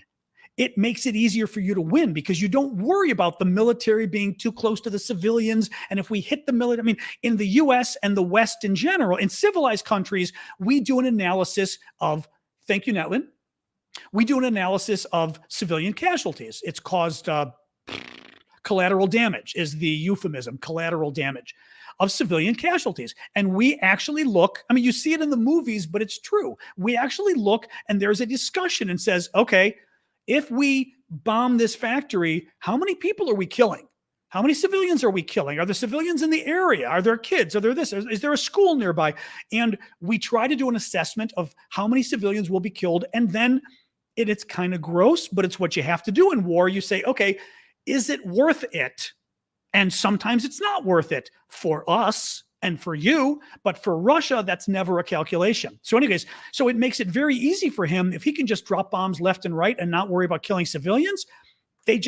So that's what they're doing now in Severodonetsk. From what I'm reading is they're fighting back now by just blowing the hell out of everything, thinking if we destroy everything, we'll also destroy the Ukrainian troops that are there, and then we'll walk in and own it, even though there will be nothing left. It's sick. I mean, it's sick. And also brilliant in its own messed up way, because it does make it easier for them to fight if they're willing just to kill everybody. You know, it's horrible. All right, guys. I am going to, you know what? It's 23 after. I'm going to call it quits on this. We are still going to hang out for our 10-minute hangout. But I'll call it quits on the questions, on the serious questions. We can still do the unserious questions. Oh, wait, sorry. Make sure. Okay. Yes. Okay. I did. I just wanted to make sure I actually got to all of your guys' questions. Yeah, we're going to hang out for another 10 minutes just for fun, as we always do. This is a weekday, so tomorrow we will do the same time, 6 p.m. Eastern time U.S., midnight Paris time U.S., and yes, thank you, moderators. Today, I don't know. I didn't see whether today was a crazy day or not. Like I said, we had a little bit on YouTube, and I did see one or two on TikTok. I didn't see if we had more of the crazies on TikTok. I know Sasha is. I can see. Let me see if I will see if the dog is a Calimera or Calispera. Hold on, I'm going to see if my dog is anywhere. Okay, hold on, Harvey. I think she may be in the other room. Yeah. She's hiding in my bedroom. She's in my bedroom. My dog is not dumb. My dog is not dumb. She knows now is the time to hide. Oop, get my mic back on. My dog knows now is the time to hide. Thank you, Melissa. I appreciate that. Because this is the time that I always pick her up and show her to you guys, and she ain't stupid. Oops, sorry, oops. As long as you guys can see, the sunlight is hiding me. For work at the moment, I'm actually doing this full time at the moment. Yeah, you know. I mean, I do have a Substack that I don't write enough on, but I do. I've got a Substack that you can find in a newsletter that you can find in my profile on TikTok. There is a link that says beacons. Thank you. I'm going to call you Lieutenant Baxter because I'm not sure what you are, or LT. But you can find a link in my profile that says beacons. And if you click that, you can see lots of stuff, some donations. We're raising money for Ukraine, and you'll see, you'll see my Substack on there too. Actually, my Twitter might be on there. I should put I think my Twitter's on there. I don't recall. I mean, my normal job right now is doing this. My normal job has always been doing this kind of thing. Thank you, Syndicate, for putting that up. Actually, put the Beacons link up as well for folks, just so that, because you can, what's nice is on the Beacons link, you can go check out my LinkedIn if you want to see what kind of stuff I've done in the past. But yeah, what's normal? That's a good question. But I mean, for years now, I have been working with the internet and doing what I would call advocacy. And I've had a podcast. I had a blog that was very big in the 2000s. I was one of the top bloggers back in the 2000s, going to the White House and all those kind of exciting things. And I've then got into social media when social media got big, started with Twitter, jumped into Ukraine, not Ukraine, but jumped into TikTok about a year ago and was just doing news. And I'm just doing it part-time, but doing news. And then when the war started, decided I would do Ukraine news, and people really liked that. Then we started doing lives and people liked that. So I kept doing the lives. So I've been trying to do this full time just to sort of grow my TikTok audience. You know, the donations are okay. I mean, it's funny. It almost got enough. The donations almost got enough to cover my expenses to at least break even. And then TikTok played some little game where they killed my followers. TikTok likes to do that. It's very annoying. Thank you, Kanausi. It's very annoying. But it was the day after we held a big, we actually had a lot of fun. We had a Eurovision watch party, and we literally went online for 4.5 hours and watched Eurovision. It was so much fun. But I was traveling the next day. The next day, Monday, my TikTok traffic was dead. And they do stuff like that. I may set up a Patreon or something like that. Or, we've been talking about, thank you, Arifa. We've been talking about maybe a Discord, but I'd like to figure out something sustained. And thank you, Andy, for that, because this issue matters to me, but eventually the issue will go away. We know that. Hopefully it'll go away in a good way. That Ukraine wins. But I like the community we've developed, and it's kind of, it's fun. Like it's been a fun crowd. And even this, like, we're hanging out now. There's still a couple hundred people on YouTube and Facebook. We've still got 650 people on TikTok, and we're just hanging, talking for fun. And I think that's kind of neat, So I'd like to figure out if there's some way to sort of, I've got to do and thank you. I've got to do as we're talking about, I'm forgetting the recap. Anyway, still working on figuring out how we can do stuff long-term. Cause for right now, I'm doing this. For right now, you can support, look, there's 3 ways you can support me. Keep buying the super chat, super stickers. For you guys, keep buying the gifts, and you can go to my profile and you will see the beacons link that I think you guys have. I don't remember, but that beacons link in my profile, there's my accounts are on there for donating directly, for Cash App and Venmo. Or on TikTok. Thank you, Laka. On TikTok, there's a tips.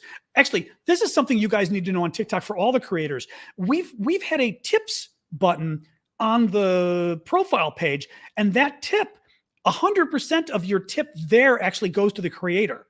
And I keep sort of forgetting to mention that, but we get a portion of the gifts you do here, which is still nice. And frankly, I think the gifts are kind of fun. Like, I wish you guys could see on TikTok. Well, here, I always like to show the YouTubers what we're talking about. Hang on. I'm going to open I can't open my TikTok. It won't let me log in. I was going to show them what you guys are doing. I always try to show them here what you're doing there. But you should use the tips function as well on TikTok to tip creators, because 100% of your tip actually goes to them, which is nice. TikTok doesn't get any of it. So just something to keep in mind. Anyway, enough of that. What else is going on? Yep. Always hit the like button. I do keep forgetting to say follow me too on TikTok. I keep forgetting you guys to do that. Do follow me if you would. That's always helpful as well. Thank you, Flower Lady. I do. That hat I like just bending my head over. It's kind of got I feel like I'm some like Mexican bad guy in a cowboy movie. Like, rrr.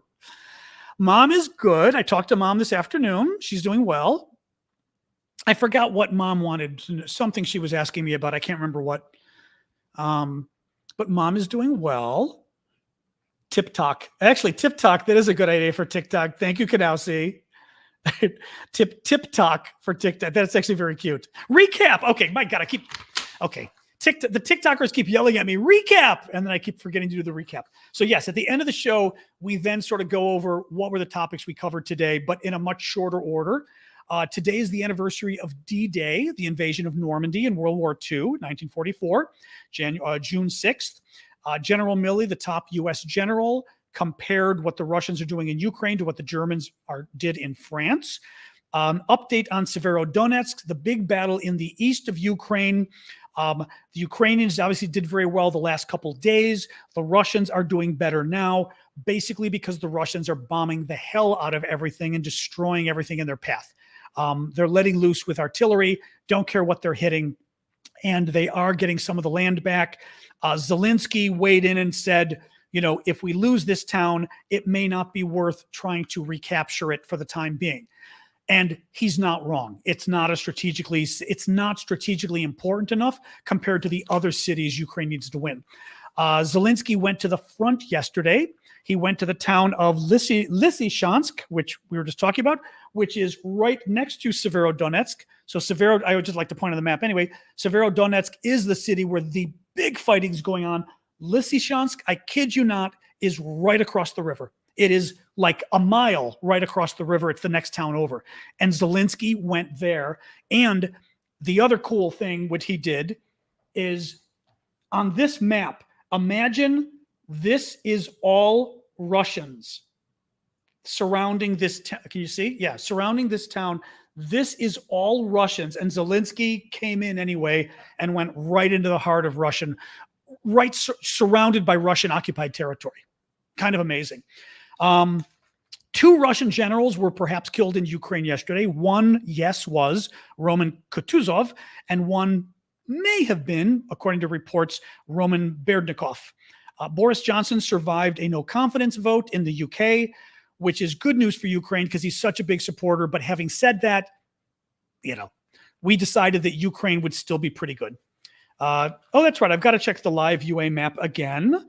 People are recommending the live UA map, which is a map showing battles, sort of live reference of the battles for all of you. Take a look. I've checked it out before. It is cool. The Brits are sending 3 more long-range rocket systems to Ukraine, the M270 rocket. I should say the M270 rocket system, which shoots the rockets. The rockets they're sending can go about 50 miles or 80 kilometers. Thank you, Kanausi. The ones the U.S. are sending can go 43 miles or 70 kilometers, so they're very close. And the Brits so far are sending 3 of them. The U.S. is sending 4, and we hope more are coming. Russia is selling Ukrainian wheat to African countries facing famine. Turkey is holding talks with Russia in Ankara about letting the Ukrainian wheat go because the Russians are embargoing it, basically. And the Turks didn't think of inviting the Ukrainians for their input. A little strange. There are some great resistance leaflets in Kherson, which is here, occupied by the Russians, all the way down here. And one of the leaflets is offering Bitcoin for anybody who throws a Molotov, who documents with a photo or video throwing a Molotov cocktail at a Russian target. I thought that was pretty wild. Lavrov, the Russian foreign minister, had to cancel his trip to Serbia because North Macedonia, Montenegro, and Bulgaria refused to let him travel through their airspace, so he couldn't make it to Serbia at all. Again, wasn't an important story, but it was a delicious story, so I had to share it. Germany is hesitant to provide tanks to Ukraine, lest Ukraine invade Russia. And Der Spiegel, the paper, the publication that reported this, says that France, Germany, the UK, and the US have an informal agreement not to provide tanks to Ukraine. Nearly 1,500 Belarusians are fighting for Ukraine within Ukraine right now. And finally, 5 indictments of the Proud Boys, which is a far-right neo-fascist group here in the US. 5 indictments came out today, one against their former leader for seditious conspiracy, which is the peacetime equivalent of treason because of their role in the January 6th insurrection. Boom. That's the recap. Anyway.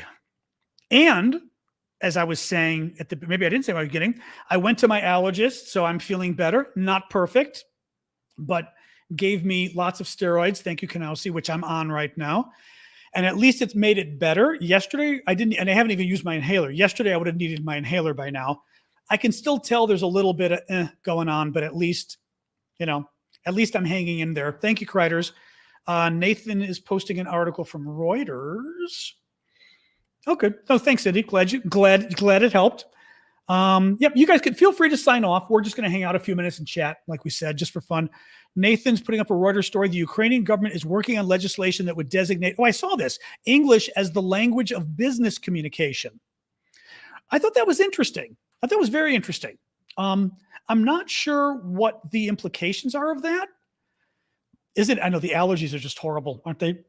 Even now, I get my voice. My voice is, you can tell. Anybody who knows me would know my voice. That there's a little bit of going on because of the allergies. But at least the steroids are helping. I saw that, yeah. So Ukraine is working on designating English as the official business language in Ukraine. I'm not sure what that means. Why not French? Because it's not 1940. Adrian. Yeah, make it Quebecois. But I wonder what the actual impact of that is. I know when you have the voice kind of goes, I call it my Brenda Vaccaro voice. It goes nice and deep. My asthma has been really bad. This is the worst I've had it, actually. I mean, I'm feeling better today with the drugs, but I've never had it this bad.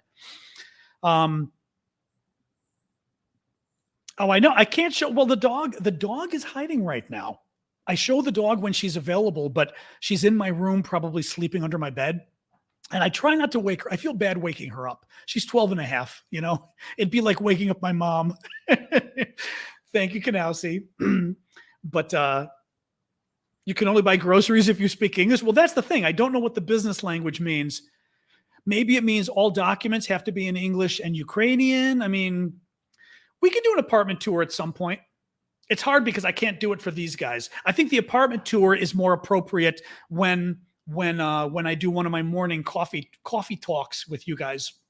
We can do the apartment tour with that, because then it's just on TikTok, so it's not rude to the laptop people, to the rest of them. I do videos of Sasha. I have to put another one up of hers. I have a lot of Sasha videos. Actually, I have a lot of Sasha, my dog, videos in my archive. So I put them. I'll look and see now if I remember to put one up. But I like to put ones up, for example, just to kind of do a break in all the serious news. But I do put stuff of her. Excuse me.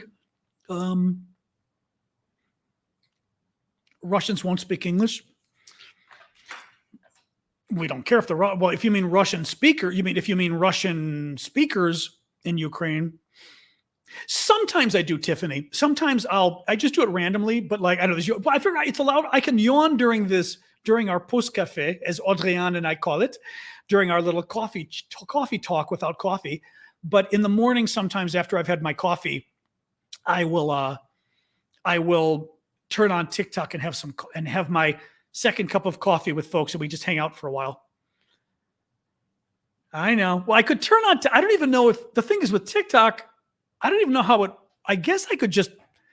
I don't even know how it works with TikTok. I guess I could just go live on YouTube and see what happens. I never think of that. I guess I could and just hang out to hang out. It's worth a try. Now you got me kind of curious. I just am afraid it's going to be like, at least on YouTube, on TikTok, at least I get 300 people or 400 people, so it doesn't feel too pathetic. But I would be mortified if like I had 3 people on YouTube watching me drink my coffee. It's like 3 of the creepiest people ever. But yes, Robert is commenting on English being the business language. Is he now? Yep, I saw that. Oh boy. Oh, I'm tired. I'm always tired. Somebody said that in my video today. Someone goes, I love your content, but are you okay? You look very tired. I was like, honey, I've been looking tired for 2.5 years. It actually is funny because I haven't slept well during COVID and since, but I had told my doctor at my physical like 2 years ago, I was like, I'm getting black eyes. And he goes, yeah. He goes, I don't see anything. I'm like, what do you mean you don't see anything? He wouldn't believe me. My doctor's a friend. I love him. But when doctors don't believe you, it gets annoying. You're like, uh-huh. But then I should have said, and now people on TikTok are noticing my black circles. Oh boy. Who knows? I mean, I know concealer. For all I know, I could have had COVID. I mean, it was right before COVID that I started having a really hard time sleeping. And it just throughout that now, I've had the worst time. And the worst part is I don't quite notice what I wake up early is a problem. I wake up at like 6:30. But otherwise, I don't notice the problem during the night. I just feel like I haven't slept, Even tonight, I'm going to try going to bed earlier, although the allergies don't help. You're right. The allergies are showing up more too. And maybe the asthma. Yeah. No, I'm going to, disco. Yeah, maybe disco will help me feel better. I've got a ring light. What do you think the funny lights are in my eyes? Hello. See the ring lights? I may have sleep apnea. Somebody mentioned, I know people were mentioning that. I may, which would suck. I don't want yet another thing to worry about in life. But I'm also thinking of maybe going to bed earlier too. Pseudo cream. I don't know I'll write that down. I don't know what that is. But I'm thinking of just trying to go to bed earlier too. And because if I'm waking up at 6:30 and tossing, then maybe if I go to bed at 10:30, it'll be better. Thank you, Christy. Those are pretty cool glasses, I will say. I would wear those to Pride. Pseudo-cream. Okay, I'll write it down. Although usually things are different here than you have over there. Different names, at least. Chamomile. Yeah. Well, the thing is, I should try. I am not much of a drinker. Having said that, if I got to choose my drink, yeah, Nathan. Yeah, exactly. If I got to choose my drink, I like tequila. I don't like tequila straight up. And I do melatonin. Yeah, I do melatonin too. It helps. I think it helps. Vitamin D. I'll have my vitamin D checked again. My vitamin D has been fine for years, though. My vitamin D was bad. Like the first time I ever had it checked, I had low vitamin D like a lot of people. I took the pills and it got me back to normal. And my doctor was even surprised because he said to me, he goes, most people don't like, the pills aren't really enough. In my case, the pills got me back, And I mean, I walk the dog. So at least in summertime, I'm walking the dog and I can get some sunlight. Oh, Harvey's asking the most important question from Harvey. Would you rather fight a horse-sized duck or a duck-sized horse? Yeah, duck or a duck-sized horse. Oh, duck-sized horse, of course. Of course. Huh? Huh? A horse, of course. But yeah, tequila. I don't like tequila straight up, but like margaritas, I love. Pina colada, I love. Any kind of a fruit drink, of course. Pina coladas are great. Well, I forgot where I was. I think I was in Puerto Rico, and I just got nonstop pina coladas because I was like, I'm in Puerto Rico. I can get pina coladas at a bar and not be embarrassed. But the Russians have been doing better. Berg, I talked earlier, but the Russians have been doing better in Severodonetsk today. So I don't know where it is right now, but they were bombing the hell out of everything and gaining more of their land, gaining some land back. So we'll see.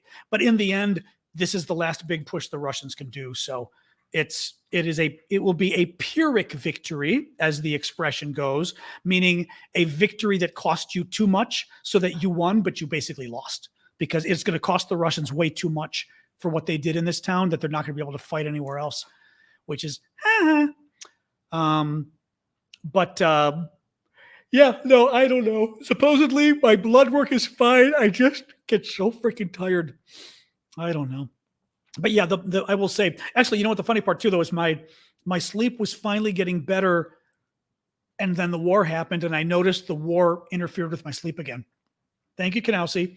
So it makes me think it is also like my mind's going too much. Like, right, every day I'm looking at the news and getting videos and, throughout the day, I'm trying to think of what will we talk about tonight? And I want to find something interesting. And so I think all of that is adding stress, but it's also making my mind race so that I'm probably not sleeping well, is my guess. So it's your fault, all of you. Oh, I mean, yeah, I got my physical every year. I just had my physical. It was fine. The blood work was fine, Yeah, no. I mean, of course I get a physical every year. Like I said, I had it in February. Everything was fine, which is great. So, no, I just, Oh, Arifa, let me see. Okay. I mean, although we've got a lot of mods already, Arifa, that's the only thing. We're probably not adding any more because TikTok can be a problem, but we've already got a lot of mods because basically I put more mods than we needed originally because I was thinking people didn't necessarily want to be here every day, but a lot of people have been coming every day anyway because I'm hoping it's been fun for them. So therefore, we haven't needed as many mods, but I still have more mods than I need for that reason because I don't want anybody to feel like, since everyone's volunteering, I don't want anyone to feel like they have to be here, and in the end, we'd survive anyway, but I do have I have a sound machine. I have a noise machine, but actually what I use is I've got a very good air filter I bought years ago because of my asthma and my allergies. And I just put it one step higher at night. So that is the good thing. Oh boy. So you other one.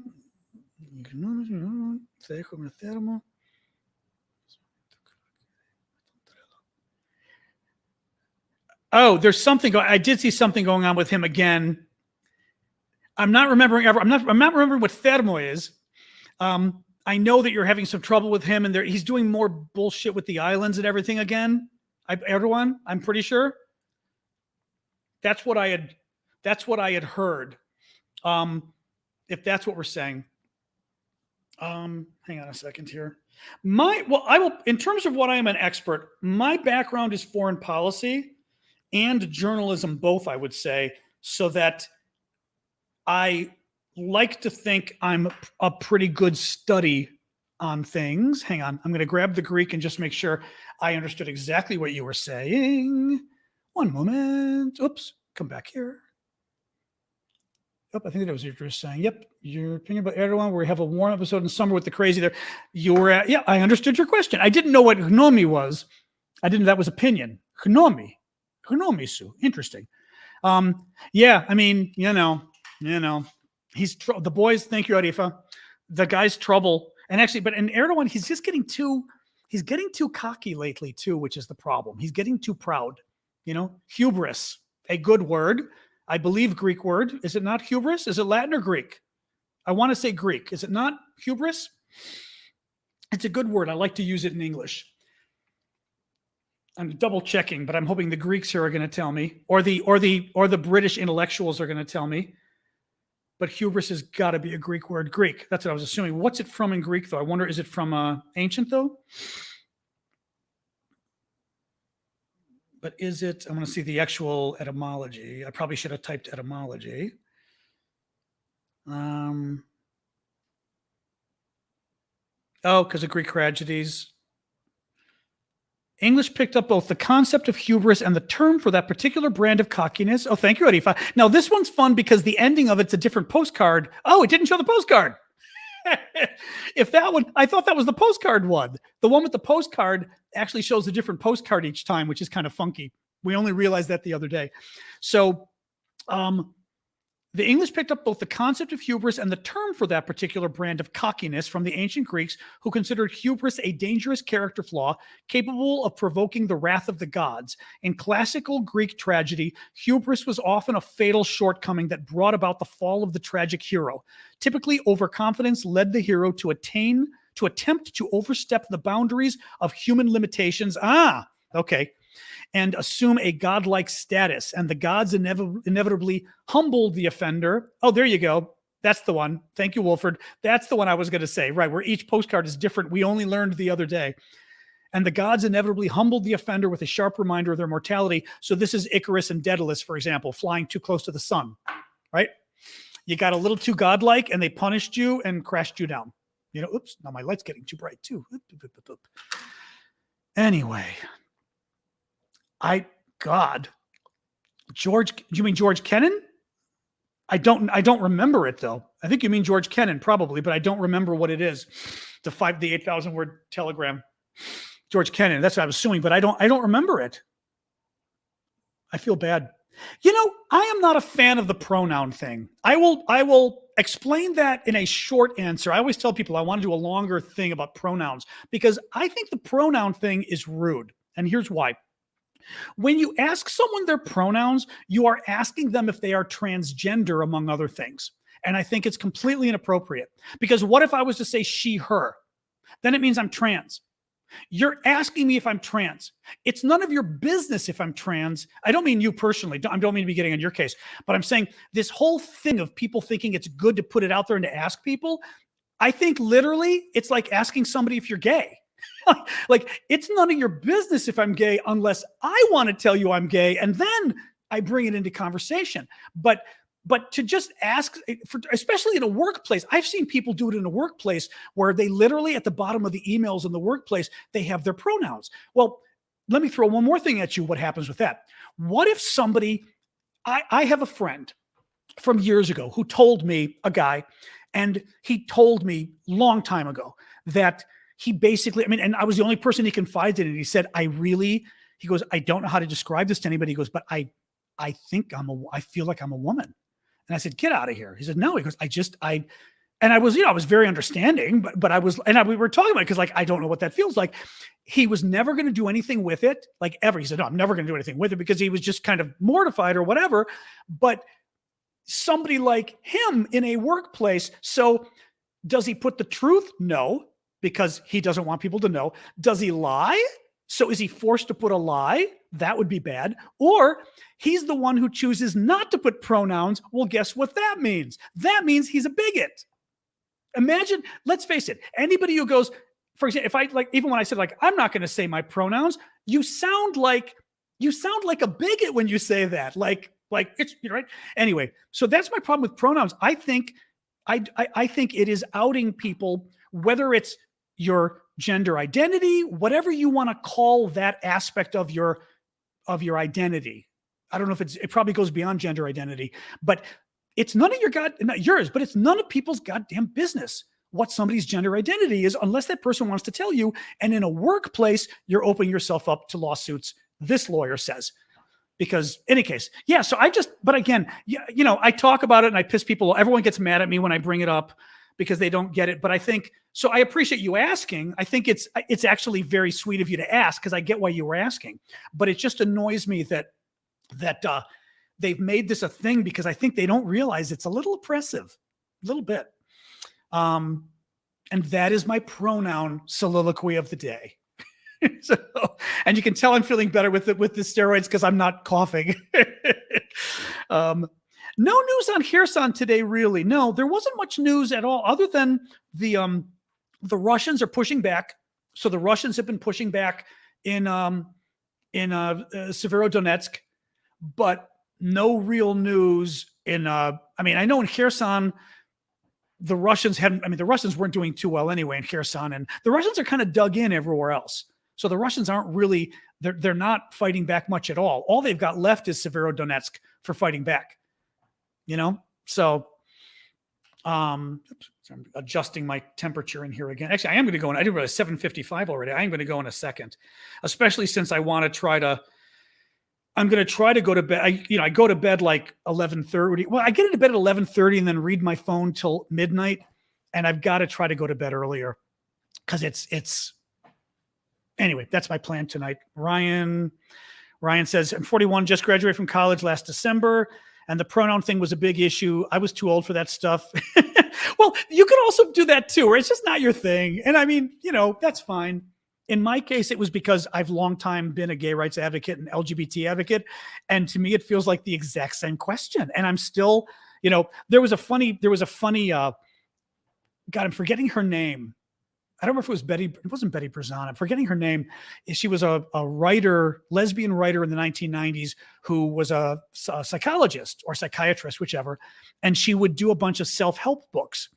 And I think I may have told you guys this story before, but she was talking about her partner at the time, because you couldn't get married in like the 1990s, the 1990s.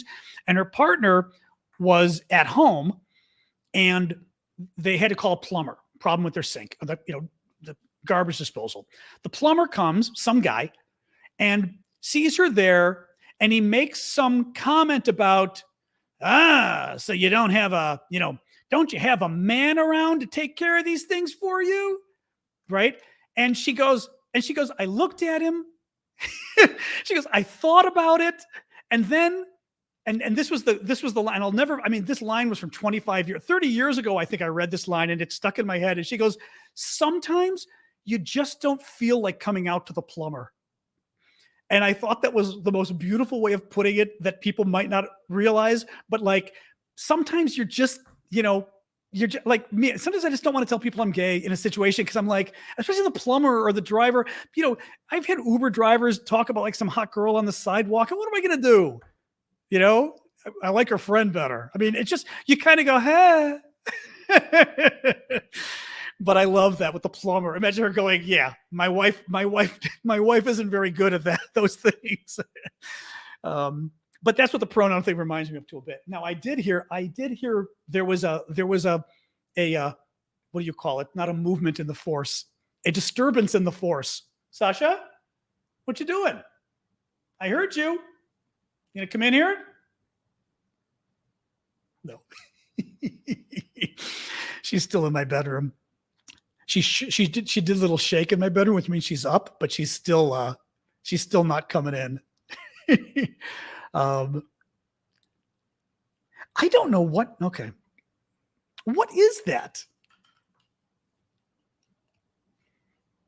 I don't know what that is. There's something that keeps scrolling across the screen on top on TikTok, and it says, and it's in red, and it says somebody sent TikTok universe to somebody, and I have no idea what this crazy thing is.